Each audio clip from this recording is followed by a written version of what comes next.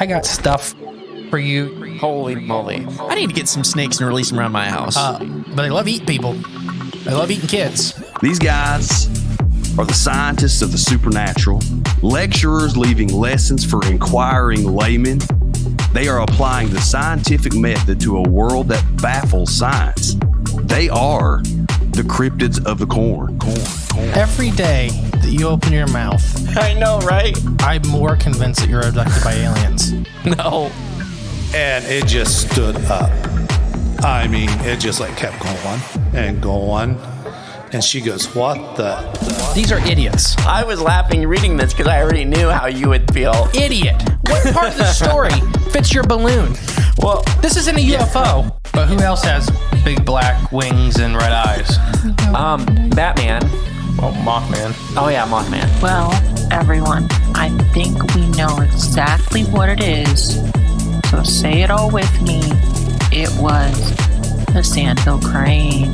Would you try it? No. You wouldn't eat it? No. Why? Because they're probably toxic. There'd be a lot of poop in my pants. Seen a 6-foot alligator go swinging through the air and slam into a tree.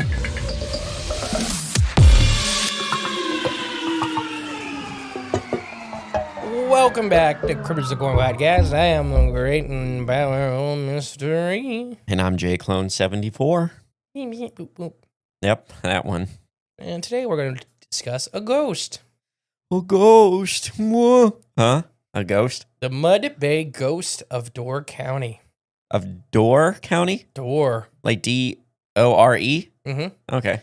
Located in Wisconsin's Thumb, or the part of the state in which sticks out into Lake Michigan. Okay. For those of you less familiar with Dairyland's mitten geography, which America's Dairyland, America's Scary Land. Yeah. Check out their podcast. They're great. It's a fitting name. Mm-hmm. What else is it? What's those gas stations up there? Is it a Quick Trip? Is that what Is they're that called? what it is? You can't remember. I think it's the one that has the fishing licenses and everything. I know they like the cow, or what is it, spotted cow. My brothers all drink that. Yeah, the beer or something? Mhm. Yeah. There's literally cases in my mom's garage for them. Just from Wisconsin? Mm-hmm. That's ridiculous. Cases, I mean like 8 or 9 cases. That's ridiculous. Must be good. Never had it. Never had it. Never had it. But I like Wisconsin. Good state to travel to. So Door County is one of the most admired and visited locations in the entire state. It's known for its miles of picturesque shoreline. Nailed it. Nailed it. No way that was the third time I had to say it. If anybody can't tell, I'm still sick and I'm losing my voice and I'm extremely tired. Try not to cough. I kind of hope we keep all the old ones in there. Yeah. That's funny. All right. Picturesque. It has a postcard-worthy lighthouses, 2,000 miles of the county within Death's Door has been attracting visitors since the settlement began in the mid-19th century. Prior to the European immigrant settlement, though, the location was home to various peoples for the last 10,000 or 12,000 years. Okay. It's been always populated. Yeah. Originally, it was claimed by the French. The French. The French. Oh, those pesky French people. I think we just talked about this on Monday's episode. I think so. The Louisiana Purchase. It's actually rolled in the same stuff. Yeah. So what do you think about the French? Just in general? Mm-hmm. It's something for Patreon. I'll share on Patreon. No, you said it Monday. Oh, did I? Yeah. Oh, well then, I don't know. I mean, Because Monday was the I still have yet to meet one that I've gotten along with. No, I'm just kidding. Actually, I have met one person from France. I've not met anybody from France. We had, when I was coaching track in high school, we had an exchange student named Philippe. Philippe was his name. Straight from France. He was pretty awesome. Actually, I asked him, remember when Notre Dame Church burnt down? Yeah. He was here in America in Ada when that happened. And like, I just asked him about it like the day after in track, like, what's going on? And he looked extremely sad, which I had imagined why. And that's all he said. He just says, it's horrible. This is a tragedy. Oh, you caught my can't talk. Yeah, I got it. It's in the air. Probably but no, is. yeah, that's the only French person I've ever actually met and got to know from France, and he was an awesome kid. Well, now he would be a grown man. A man. Yeah. So originally claimed by the French in the 1600s, the peninsula eventually fell under British control in the 1760 and remained under their control until 1815. Remember why 1815? There's a song about 1815. When we took a little trip. I don't know. What's the song? You see, even after the United States officially won the Revolutionary War in 1783, the signing of the Treaty of Paris, thus to take legal ownership of the Northwest Territory from the British rule, held much power and influence in the surrounding areas due to the fur trade, specifically those areas up and around Canada. The reason this continued control was, at the time, the Northwest Territory, which would become the future Midwest. Mm-hmm. It was so far removed from the events that were taking place on the east side of the young country that nobody in the newly created Congress really paid much attention to what was going on in the center except for the British. It's just kind of the Wild West of the center. So like when the U.S. won the Revolutionary War against the British, Yeah. the British were still behind them, just kind of were like, well, we're done with this because it's not profitable anymore. Yeah. We still own all this.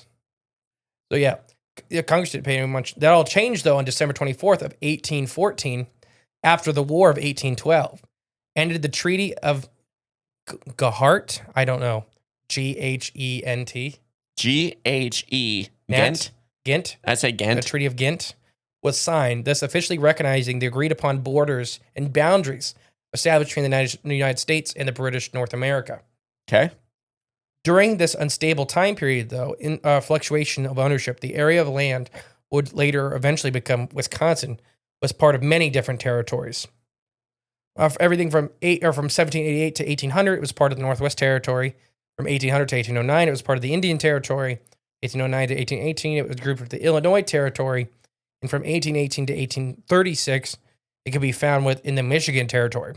But eventually in 1836, the future Badger State decided to forge its own path and establish the Wisconsin Territory. Within just 12 short years, it would make leaps of the territory from territory to state and started down the path of becoming well-known and loved today. Mm. Yes, very much. Well known for its beer and its cheese. I'm trying not to cough. And Green Bay Packers. Is that where they're from? Yeah, that's what Wisconsin's known for. Beer, cheese, and the Green Bay Packers. I just know nothing about sports ball. Yeah, but I'm been separating myself from it. It's not, at the end of the day, it's all just a distraction. Now, youth sports, I'm all for, because that teaches teamwork.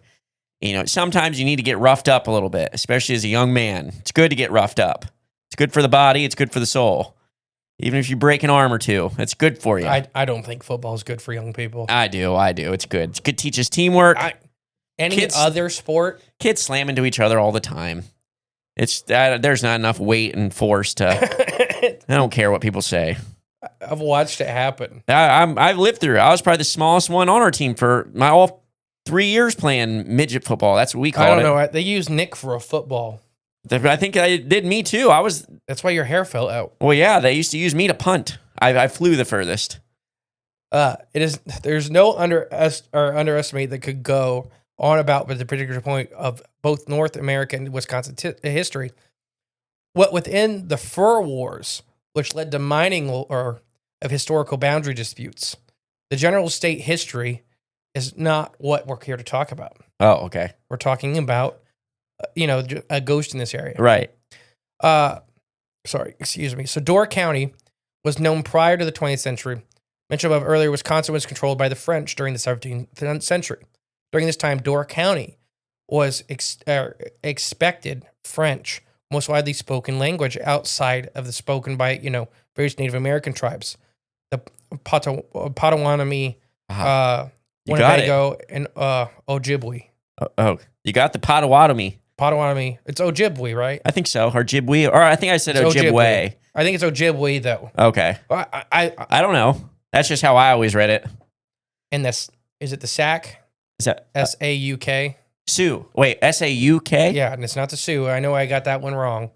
S-A Sauk? I think it's the Sauk or Sac tribe. I imagine so, yeah. Along with verbal segregation, the French-controlled fur trade in the area began to grow into an extremely profitable business. So so much so that it was one of two main reasons the British wanted to maintain control over the area after the later acquisitions. Okay.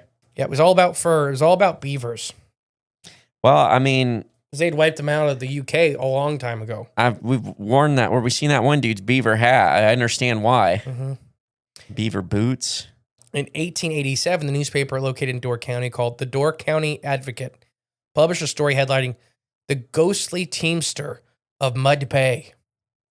And in it, they spoke of two lumbermen by the name of James Caddy and A. Preston.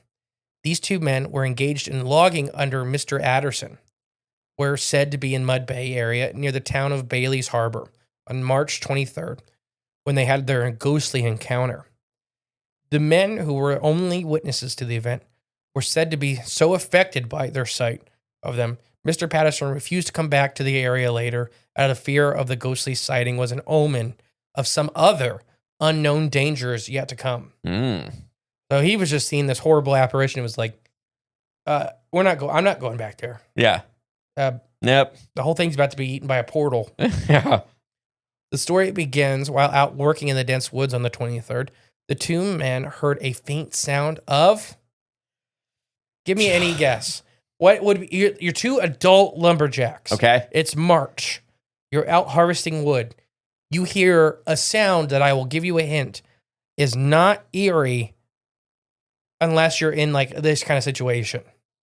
I would imagine a little kid of a kid's voice. That's good. That's a good guess. Sleigh bells. Interesting. So it's midday and you hear Santa? sleigh bells. Yeah. Finding this very strange due to not only recently extremely heavy snowfall, but also the location they were at only possessed a single sleigh logging trail in and out. And the men sloped and listened to the unknown jingling sound. So they're like, we're not even near the only sleigh trail. Right. So, yeah. So it could be something like just, do they actually put sleigh bells on a sleigh that's not Santa's? Yes. Okay. So they knew what the sound was, or they were very familiar with the sound. But it was snowing very heavy, so deep that the sleigh couldn't go because it would just dig down. Okay. And they were nowhere near the road. Oh, they were not near the sleigh. No, they were not near the sleigh road. Okay. Now I understand. So it's very odd they're hearing this sound. Yeah. I mean, that must have been a terrible storm. It really blew them off track, huh? Yeah. They stood there trying to determine which direction the sound was even coming from. They started to realize the sound was growing much, much louder, as if the source was quickly approaching their location. Staring down the logging trail, figuring that their fellow lumbermen were drawing near to a new cart, the men were ultimately shook by seeing an unknown sleigh being pulled quickly by what appeared to be two extremely large horses, one solid black and one pure white. Ebony and Ivory. Well, what Try other their names? What other animals are coming white, all pure white and pure black, that are omens? I should probably know this. Dogs. Oh, I didn't Remember know the that. black shuck and the white shuck? Of Oh, the UK? yeah, true. The Okay. black one's the good one. And I was thinking actual, like, no, like not supernatural. supernatural. Because the first thing I thought of a white cheetah. Yeah, I don't know. A leopard. I mean, that's what it is, right? Leopards. yeah. Okay. Yes, pulled by these horses. Realizing that the pair of horses were not going to stop, the men had to jump out of the way and lay their eyes on a sight that they were not prepared for. So they're on this little trail. These two monstrous horses, one all black, one all white, is pulling a sleigh, coming barreling at them. At first, they think it's their buddies. It has to be another logger. Yeah. So they're kind of walking at it, and they realize it's not stopping. Yeah. They had to jump out of the way, and they're looking at what's passing. Attached to the two monstrous horses was a particularly looking old logging sleigh. Sitting upon it was an unknown man with his hat pulled down so low his facial features could not be recognized. After sailing past them, the men, at high speed, the sleigh suddenly came to a complete halt. So it gets past him and then You hear the tires. the tires screech. screech. Stops. The unknown stranger sitting up on the sleigh began to shout at the two men in a language in a language neither of them could understand. Okay. When they got when they got close to the sleigh, They could not understand. When asked about it later, they both stated that they felt the man was probably speaking French. The stranger continued to shout to the man, and they both feel that he could, they could use some assistance. Like he's yelling for them to come over and help him. Oh, okay. Like maybe he lost control or something like that. So they're like, okay. His baguette got hard, and he was, I don't know, trying to offload his it. teeth. Yeah. So out of curiosity, they approached. As they got closer to the sleigh, Mr. Cuddy asked the driver what if he needed some assistance, but the stranger did not answer. He instead sat there with his head down and his hat still pulled really low. Unsure of what to do, Cuddy proceeded to ask again, but then suddenly, as if a bolt of lightning had charged up the horses, the constant colors team, having trouble talking today.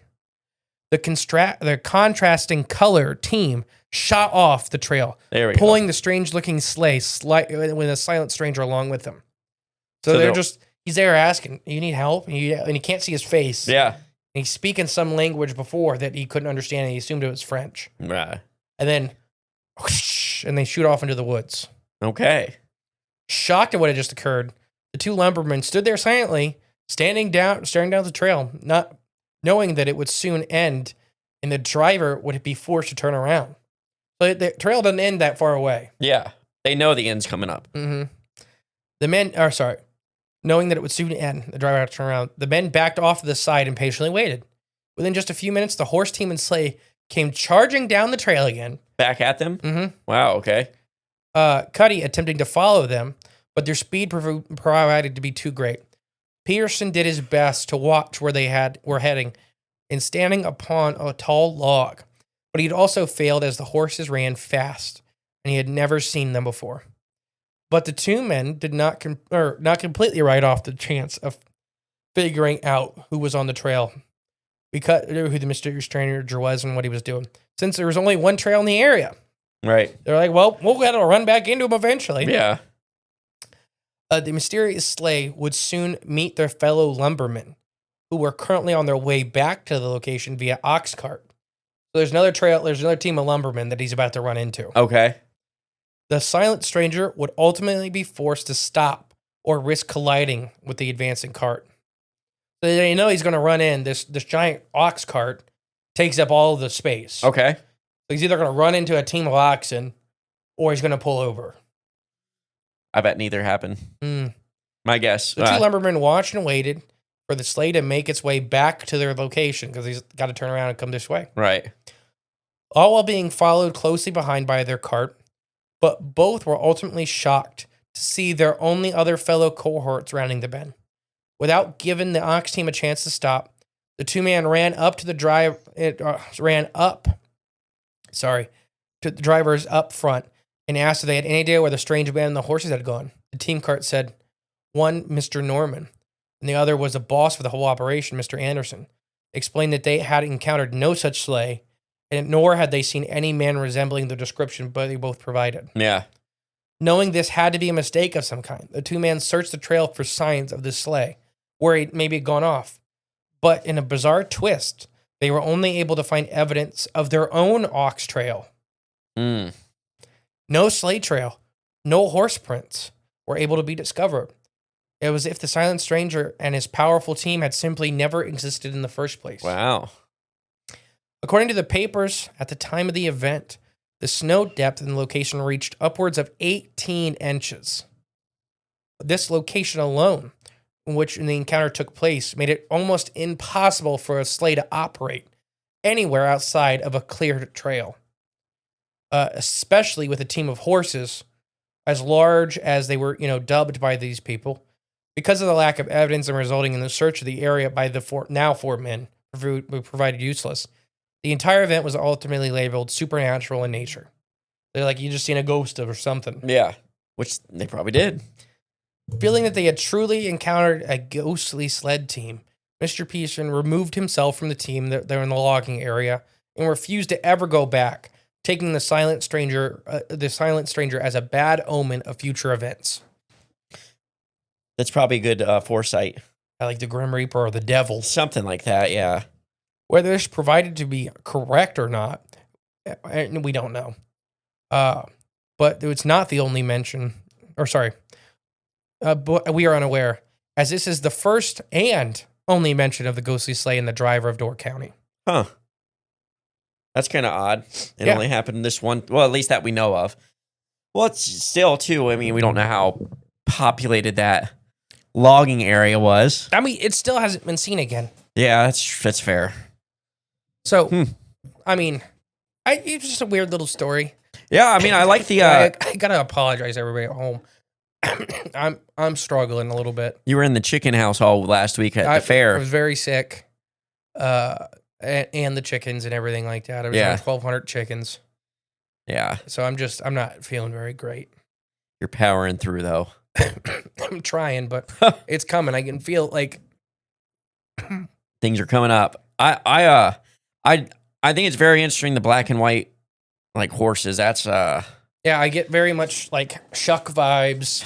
Well, even something beyond that though, because they're together. It's like they're in tandem. You know what I mean? Like a lot of times, like yin and yang together. Yeah. Like I don't know. But the UK, they're seen often together. Oh, they are? Okay. In the same woods at the same time, where you'll encounter one and then the other. This one's just, it feels more weird because they're like domesticated. You know what I mean? They're pulling a sleigh. It's weird. Like they're working in tandem. It's the devil controlling your fate. Well, I mean, it's that, or it's a sign of supernatural. Well, in the contrasting black and white, I don't want to get all like occulty and weird stuff, but like Masons will use that in their symbolism. You know, the black and white, like checkered tiled floor. You know, I know nothing about that. I mean, I don't know much at all. I just seen the symbolism. It's often used, and I know the black and white can represent like obviously the opposites. Because that's what they are, but they also represent like the yin and yang, like the two opposite forces that are intertwined, working together. They like you can't have good without the bad, you can't have light without the dark. Those kind of things. Stop yelling at me. I'm just yelling in general. I'm trying to yell to get this point out of my brain that my mouth's refusing to explain properly, but yeah, just something like that. But then the guy's face, not actually being able to see it, like that's also perhaps some kind of sign. It kind of reminds me of that story I told about down at Norris Lake, the ghost ship, like floating thing that we saw the guy there, and that, I don't know, it's just weird stuff. But I imagine, I mean, to me, this is completely a supernatural like phenomena, almost like the. What's it called? The guy that wears the shirt in the woods, the hobo. But the actual the flannel man. The flannel man. Yeah, I couldn't think of flannel for some reason. You know, I haven't. No, go ahead. Sorry, just flannel man thought. With the flannel man. You know, a guy out in the woods wearing a flannel shirt, like. But he's normally pretty nice. This guy was a little rude. I maybe. What are you saying that because he's French? No. Oh, okay. Well, first he almost ran him over. Yeah, I doubt he was speaking French, in my opinion. I mean, I don't know. He could have been, but so here's one of the thoughts I had. A cryptic dead language. A cryptic dead language. That's French. I knew what you meant. It's going to be. I still got to check to see if there are last country where like we have one listener and we're trying to get rid of. If he's still hanging on, it's probably Philippe. Yeah, probably. What was I just saying? Oh, flannel man. So I don't know. This seems very time slippy to me. Okay. Because it was a logging sleigh, 2 horses, a French guy, which would have been there 150 years ago. Okay. So what if the powerful storm, like we talk about time slips and vortexes and all this stuff, the French guy literally pulled up out of, like he was on a trail, he hit deep snow. That's why he lost control for a second. Yeah. And he was yelling at these guys, and then he's like, well, they can't talk. I don't know what they're saying. Because they're speaking English and speaking French. Then like a bolt of lightning, the horses reanimate and just burst out of there. Well, they may have felt the pressure. Maybe. And then he ran back into the portal. I just went back. I don't know. It's weird. It's definitely very odd. It's very, very odd. I don't know the answers to it, though. But there's got to be some kind of connecting factor, like whoever he was is tied to something. Like what? I don't know. Like you said, with the black and white symbolism. What's the guy in, is it Greek or Roman mythology that the ferryman? Ferry. Oh. I know what you're talking about. That ferries you across the. Mhm. Oh, after you pass away. I think it's. Oh gosh, I don't know. They showed him. They talked about it in Hercules, didn't they? Mhm. The cartoon movie. I don't remember his name though. Yeah, because the ferryman could. And maybe this is the ferryman. Maybe. I mean, I was actually reading stuff about the ferryman a couple months ago. I guess now it felt like weeks ago, but it was months ago. yeah. To where it is one of those things that's culturally inherent, where it's just all different versions. Okay. It didn't have to be like a ferryman, Yeah. but it's all the same through line. Where it's like everything from a covered wagon to a carriage to like an actual like ferry, Okay. like a boat. Okay. It can be any of those things, and it's just like it symbolizes transition. Okay. Okay. Gotcha. And like you said, having the fates pulling. Right. The or threads. whatever. Yeah. Well, the fates are the horses. Oh, gotcha. Okay. Here's one I just was Googling real quick. Excuse me. I don't mean to sniffle. I'm trying to hold on. It was saying, what do two horses symbolize? It's the duality of the horse in Plato's myth. Two horses are driven by a charioteer, symbolizing reason, who has the difficult task of reaching, oh gosh, I can't even read that word.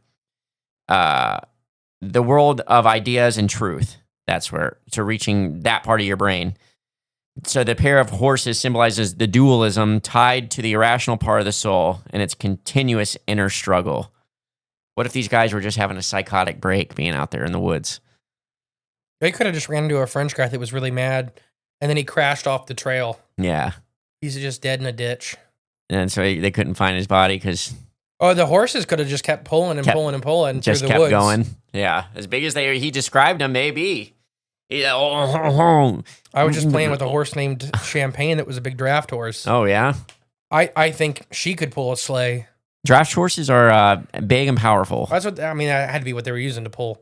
If that, yeah, whatever what these Doc and horses Tom were. were. Yeah. In the bottom of that lake. They're still there. Mm. You can ice fish pulp their bones still. I would not put it past it. I'm going to assume that they're decomposed by now. Come on, a horse skull, horse tooth. Who knows? Anything's possible. That's true. All right. I've been the great and sick mystery. And I've been J Clone 74, I just don't got any more energy. I think I'm done for the week. tapping out. All right. Bye. Guys.